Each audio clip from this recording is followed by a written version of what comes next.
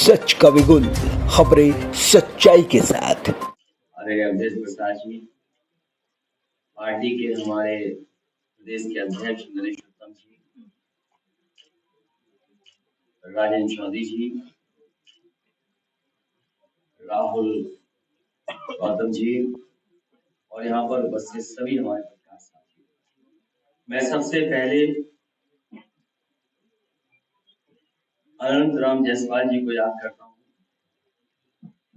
वो उन समाजवादी नेताओं में थे जिन्होंने समाजवादी आंदोलन को आगे बढ़ाने का काम किया। शुरुआती दौर में जब कांग्रेस के खिलाफ और उस समय नीतियों के खिलाफ गरीब किसान, वंचित शोषित की आवाज बनने का काम अनंत राम जायसवाल जी ने किया। हमारे यहाँ जितने साथी बैठे हैं, कुछ साथी इसमें से उनके साथ काम किया। उन्होंने समाजवादी आंदोलन को जहां आगे बढ़ाया, वहीं अपने विचारों से लोगों को जोड़ने का भी काम किया। उस आंदोलन को आगे बढ़ाने की जिम्मेदारी अब नई पीढ़ी की है। हमें खुशी इस बात की कि नई पीढ़ी के लोग भी समाजवादी आंदोलन से जुड़ रहे हैं। जो सपना बाबा साहब भीमराव अम्बेडकर जी ने देखा, डॉक्टर राम मनोहर लोहिया ने देखा और नेताजी ने जिस आंदोलन को गांव-गांव पहुंचाने का काम किया, राजनीतिक परिस्थितियों में समाजवादी आंदोलन को और मजबूत बनाया नेताजी ने। हमारे तमाम साथी जिन्होंने समय समय पर उनके साथ संघर्ष करके इस आंदोलन को आगे बढ़ाने का काम किया। आज के दिन जब हम अनंत राम जायसवाल जी को याद कर रहे हैं, तो हम ये संकल्प लेते हैं कि पुराने समाजवादियों ने, उस पीढ़ी ने जो सपने देखे थे, उन सपनों को पूरा करने के लिए हम लोग काम करेंगे। वहीं हम समाजवादी पार्टी के प्रपोज के राहुल जी को बधाई दूंगा कि आज लखनऊ से चलकर भी वो कई प्रदेशों में, कई जिलों में जाकर के समाजवादी पार्टी से लोगों को जोड़ने का काम करेंगे। चाहे वो हमारे पिछड़े हों, दलित भाई हों, पीड़ित अगड़े हों, उन सबको जोड़ करके एक आंदोलन का रूप देने का काम करेंगे। पीडीए यात्रा और पीडीए पंचायत आने वाले समय में समाजवादी लोग शुरू करेंगे।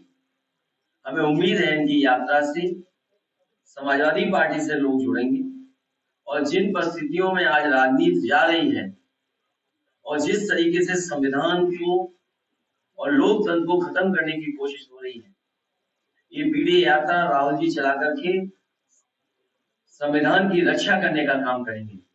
जो समाजवादी पार्टी है, इकलौती पार्टी वो है जो समाजवादी मूल्यों के बचाने का काम कर रही है। यूं तो समाजवादी पार्टी है, लेकिन अगर हम ये भी कहें कि संविधान पार्टी है, तो हमारी जिम्मेदारी बढ़ जाती है कि संविधान और लोकतंत्र को बचाएं।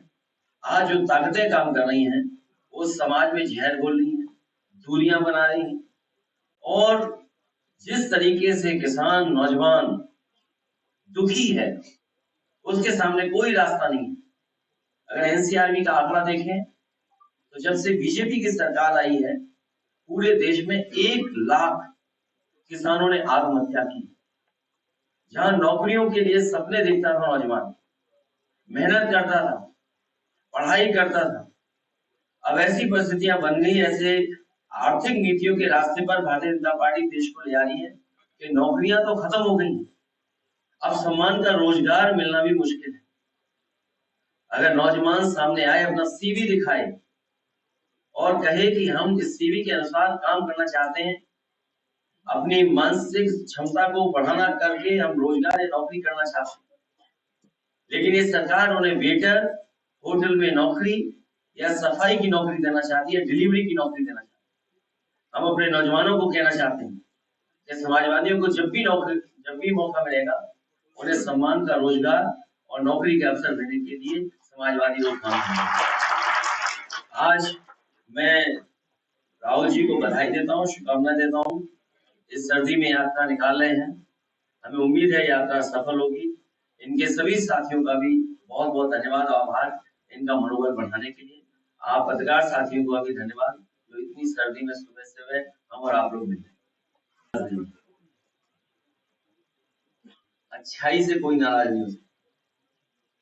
हमारे आदरणीय माता प्रसाद पांडे जी बेहतर बता सकते हैं कि कई बार ये अध्यक्ष रहे हैं और अध्यक्ष के नाते इन्होंने सभी माननीय सदस्यों का हमेशा सम्मान किया, उनकी बात उठाने का मौका दिया, चाहे वो सवाल रहे हो या नियमों में शिथिलता ला करके भी अगर उन्हें मौका देने का काम हुआ होगा तो आदरणीय माता प्रसाद पांडे जी ने किया है।